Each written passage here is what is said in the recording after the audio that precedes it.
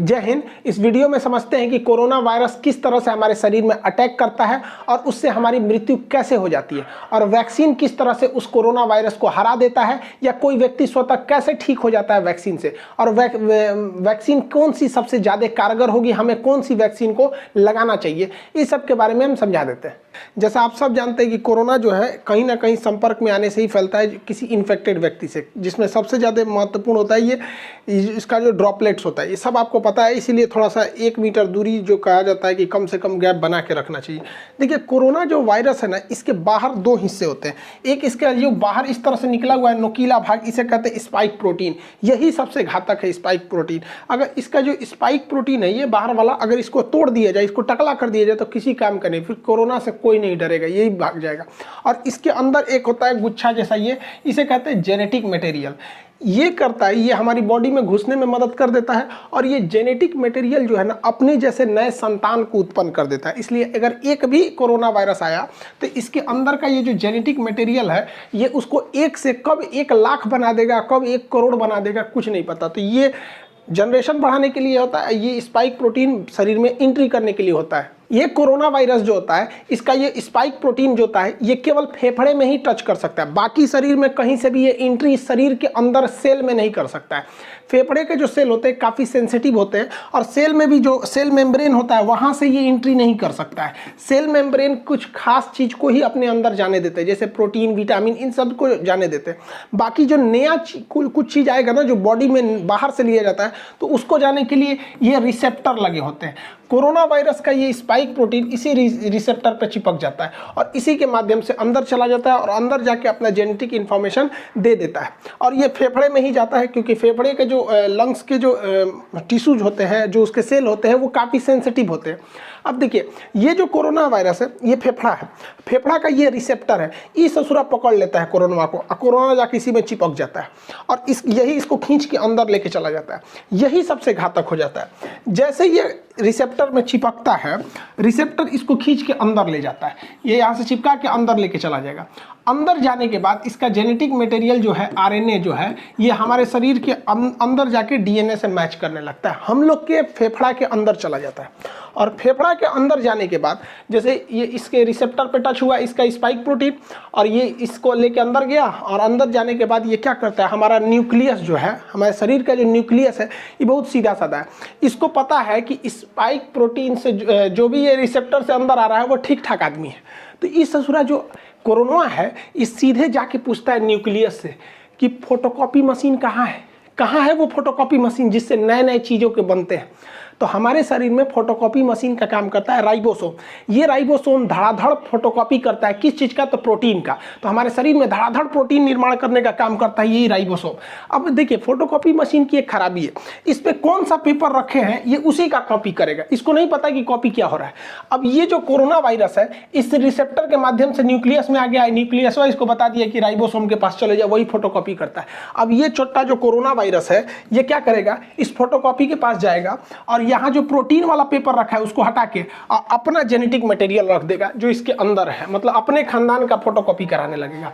अब एक corona virus अंदर गया था, लेकिन राइबोसोम की मदद से वो अपने हजारों कॉपी अंदर बनाने लगा, और फेफड़ा के अंदर धड़ाधड़ धड़ाधड़ धड़ाधड़ कोरोना वायरस बनने लगे सब। अब हमारा ही बॉडी उसको कोरोना वायरस बना रहा है।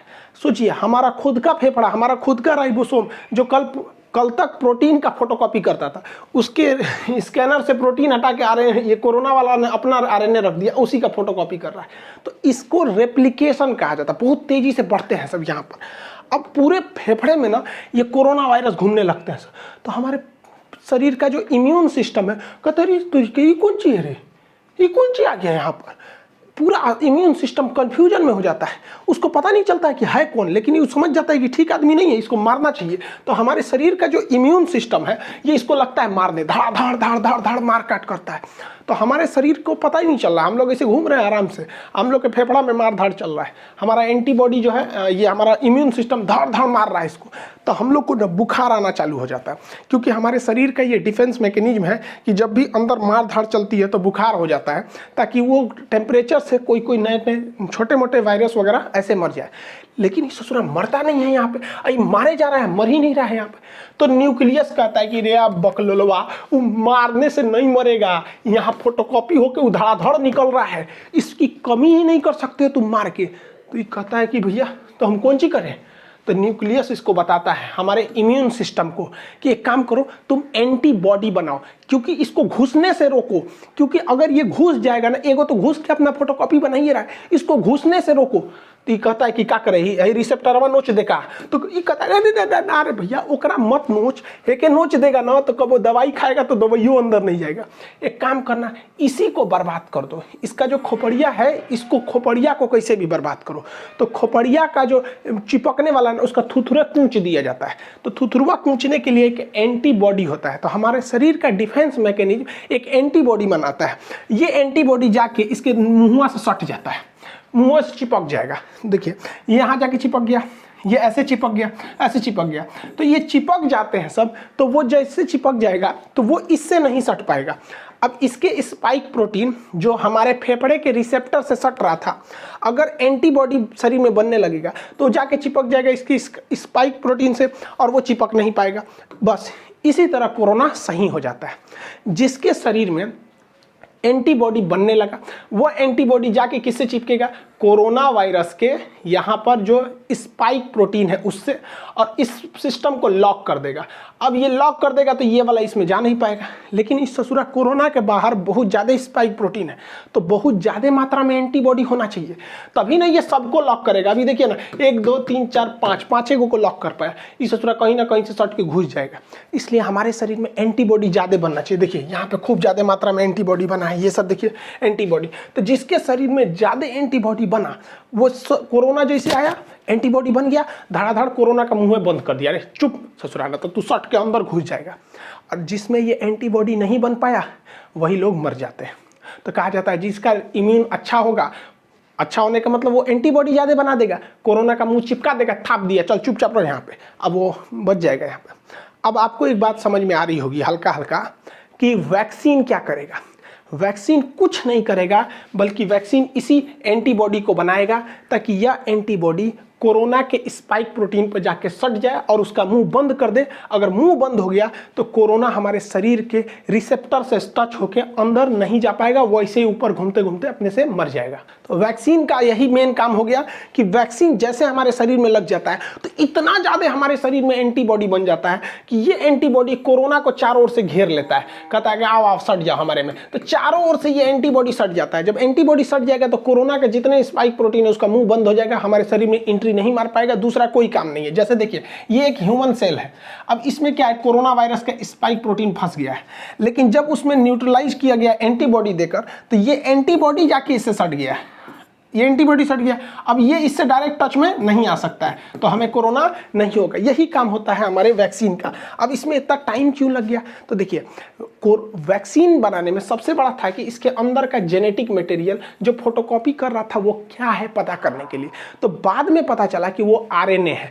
देखिए हमारे शरीर में डीएनए होता है, डाईऑक्सीराइबोज न्यूक्लियोटाइड। डीएनए जो होता है वो 2 धागा का बना होता है यहाँ पर देखिए, और आरएनए जो होता है वो केवल सिंगल हेलिक्स होता है, सिंगल धागा का बना होता है आरएनए।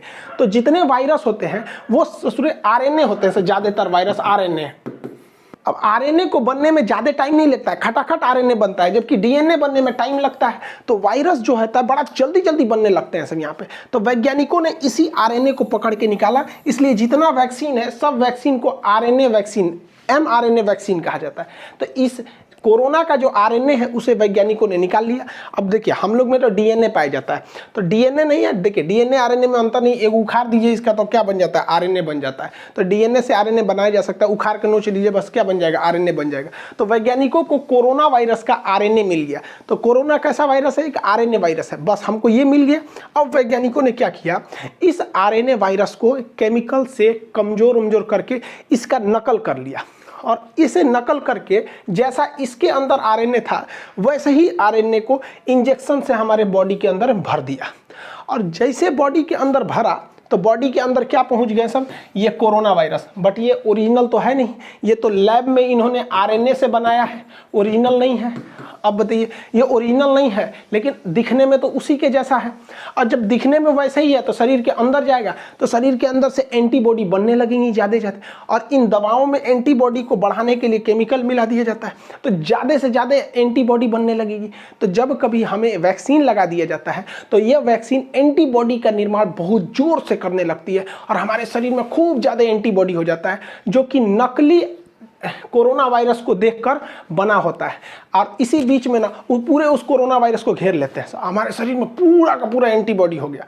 और जब कभी भी ओरिजिनल कोरोना आता है तो हमारे एंटीबॉडी घेर लेते हैं कोरोना का, चाचा आ गए, चाचा आ गए, चाचा को घेर लो, चाचा को घेर लो, पूरा घेर लेते हैं चाचा को, और चाचा का थूथूर चिपका देता है, लो चुपचाप सट गया यहाँ पे, तो सटा लेते हैं सब। अब कोरोना तो कुछ कर नहीं पाएगा क्योंकि वो डायरेक्ट सेल मेम्ब्रेन में नहीं घुस सकता है, क्योंकि सेल मेम्ब्रेन सेमी परमेबल होता है। बायोलॉजी के बैच में पढ़ा दिए थे, सेमी परमेबल का मतलब होता है अर्धपारगम, मतलब किसी खास चीज़ को जाने देगा और कुछ खास चीज़ को ही आने देगा, उस खास चीज़ में कोरोना शामिल नहीं है। इसलिए कोरोना जब भी जाएगा तो रिसेप्टर से जाएगा, और ये एंटीबॉडी जाके कोरोना के स्पाइक प्रोटीन का मुंह चिपका दिया, रिसेप्टर से सटेगा नहीं। यही एक सिंपल फंडा होता है वैक्सीन का, ये वैक्सीन यही काम करते हैं सब।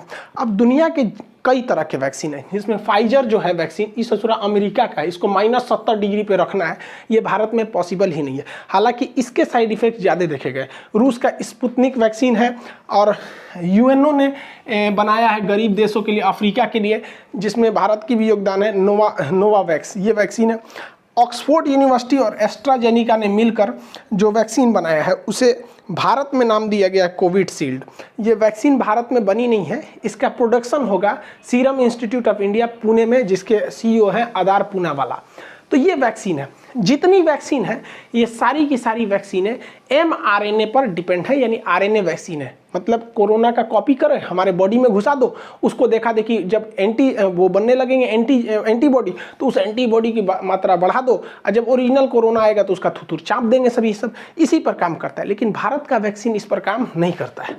भारत का वैक्सीन जो है भारत बायोटेक ने बनाया, इसे भारत बायोटेक ने, इसका नाम है कोवैक्सीन। ये अलग ही कंसेप्ट है।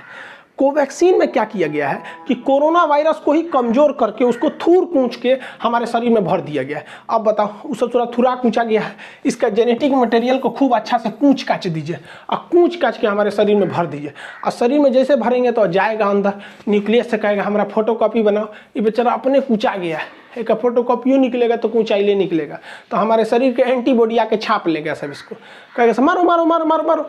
अब भाई हमारे एंटीबॉडी इस कमजोर कोरोना को खूब अच्छा से मार देगा।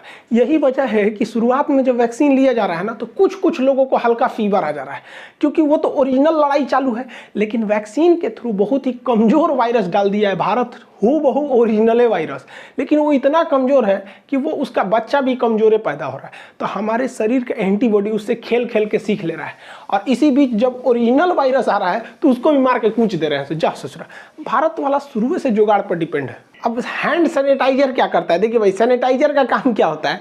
सैनिटाइजर जब हम मारते हैं ना, तो ये कोरोना वायरस का जो बाहरी खोल है ना, जिस खोल के ऊपर ये स्पाइक प्रोटीन है, तो ये जो होता है ये सैनिटाइजर इस स्पाइक प्रोटीन को कुछ नहीं करता है, बल्कि जिसके ऊपर इसका खोल है ना, ये खोपड़िए फाड़ देता है, उसको टकला कर देता है, इस तरह से खोखला करके टकला कर देगा, इसका पूरा का पूरा ऊपर का खोपड़िए झाड़ के टकला हो जाएगा।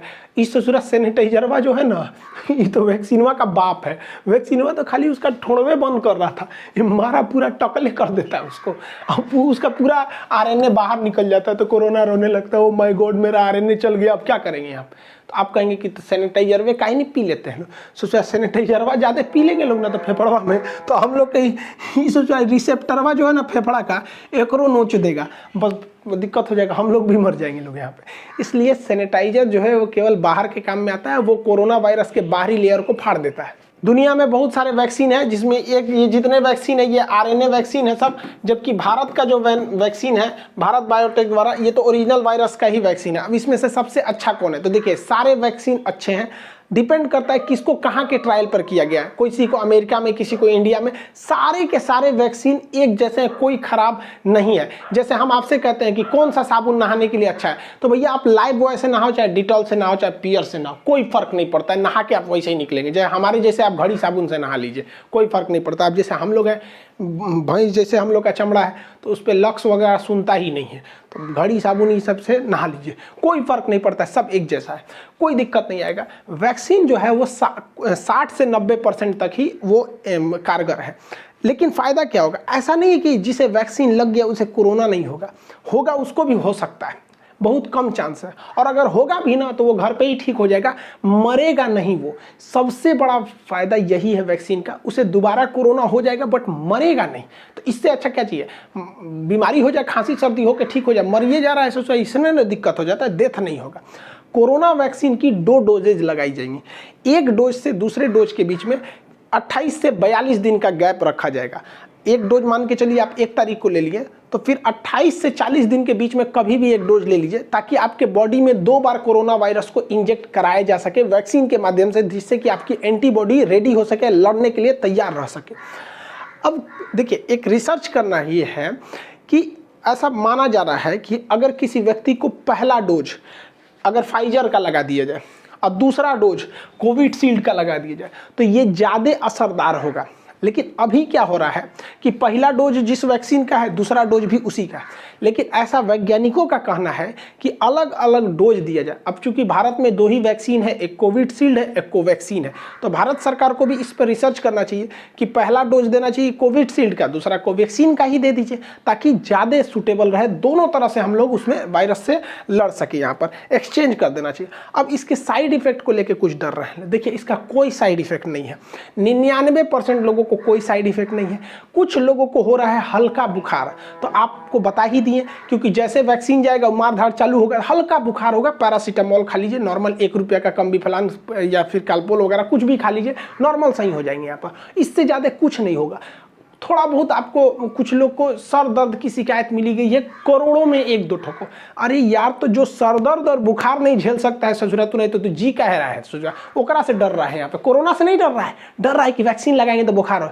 अब कुछ लोग का इसी में अफवाह उड़ा दिया कि वैक्सीन लगाने से मर जाएगा। भाई देखो, किसी को कोरोना वायरस हो गया है, अब वो आज ही इन्फेक्टेड हुआ है, तो उसको लक्षण तो आज नहीं दिखेगा, और आज ही अगर जाके वो वैक्सीन लगा ले और 1 हफ्ता बाद, वैक्सीन तुरंत तो काम नहीं करेगा एक ही डोज पे, और 1 हफ्ता बाद वो कोरोना से मर जाएगा, तो लोग उसे ये नहीं कहेंगे कि कोरोना से मरा है, लोग अफवाह उड़ा देंगे, सोच रहा है कि वो वैक्सीने से मरा है। ऐसा कोई नहीं है। 1-2 साक्ष्य हैं, तो आप बताओ ना, 8 करोड़ लोग को वैक्सीन लगा है, उसमें 50-60 लोग की डेथ हो गई, तो इससे ज़्यादा खतरा तो हम लोग को सड़क पे चलने पे रहता है, वहाँ एक्सीडेंट की संभावना ज़्यादा है। तो वैक्सीन से कोई खतरा नहीं। आप अपने उम्र के दायरे में आइए, वैक्सीन लगाइए। अप्रैल के महीने में जिनका उम्र 45 से ऊपर है उन्हें ही लग रहा है। लेकिन मोदी जी ने इजराइल को मॉडल को देखते हुए, हम एक पिछले वीडियो में बताए थे ब्रिटेन का मॉडल और इजराइल का मॉडल में, मतलब ब्रिटेन में भी वैक्सीनेशन से ही जीता था। तो इजराइल ने क्या किया, अपने पूरे पॉपुलेशन को, केवल बच्चों को छोड़ के सबको वैक्सीन लगा दिया, और वो दुनिया का पहला देश हो गया जो कोरोना मुक्त हो गया है। तो इसी को देखते हुए 1 मई से जिनकी उम्र 18 साल से ज़्यादा है वो सब कोरोना की वैक्सीन लगा सकते हैं। हाथ जोड़ते हैं भैया, सब लोग लगवा लो, क्योंकि ये जो नया वैक्सीन वायरस आया है, ये नए युवाओं को ज़्यादा इफेक्ट कर रहा है। अफवाहों पे मत जाइएगा। कुछ लोग का अफवाह ये है कि सरकार ना क्या कर रही है, गरीबों को मारने के लिए वैक्सीन दे रही है। अरे यार, तो कौन नशा करके रहता है, सब ये सब है नहीं। एक हमसे कह रहा है कि सरकार ये वैक्सीन लगाएंगे तो हमारा किडनी खराब हो जाएगा, कोई कह रहा है नपुंसक हो जाएंगे, कोनो कह रहा है 2 साल बाद मर जाएंगे। अरे यार, ऐसे लोग को पता नहीं कैसे सरकार झेलती है। ऐसे लोग को, सचरों को जेल में डाल देना चाहिए अफवाह फैलाने वालों को। कोई भी वैक्सीन से कोई दिक्कत नहीं होता है। मेरे पापा वैक्सीन लगाए, उनको शुगर है, उन्हें कोई प्रॉब्लम नहीं हुआ। मम्मी को इतना लोगों ने डरा दिया था, उनके रिलेटिव लोग इतना डरा दिए थे कि मम्मी कांप रही थी, ना बाबू हम वैक्सीन नहीं लगवाएंगे। हम कहे चलिए चुपचाप वैक्सीन लगाइए। मम्मी को वैक्सीन लगे हुए आज 10-12 दिन हो गए, कोई दिक्कत नहीं है। अब वो सबको समझाती है, नहीं लगा लो। और जो लोग मेरी मम्मी को डराते थे ना, अब मेरी मम्मी को देख के बाकी सब लोग लगा लिए यहाँ पे। तो आप लोग भी जागरूक होइए। ऐसे लोग जो हैं, जो जिंदगी में कुछ नहीं कर सके, वैक्सीन कहते हैं वैक्सीन मत लो। अजीब हाल है ससुरा सब यहाँ पे। एक मौलाना साहब हमसे आके कह रहे थे कि वैक्सीन सब गलत है यहाँ पे। हम कहा हाँ, आप वैक्सीन मत लीजिए, आप सिला जीत लीजिए, आपके लायक यही है। आई होप आप वैक्सीनेशन और इसके कैसे काम करता है इसको समझे होंगे। नेक्स्ट वीडियो में हम आपको CT वैल्यू समझा देंगे और पल्स ऑक्सीमीटर वगैरह ये सारी चीज़ों को, RT-PCR चेक कैसे होता है इसके बारे में बता देंगे। मिलेंगे नेक्स्ट क्लास में। जय हिंद।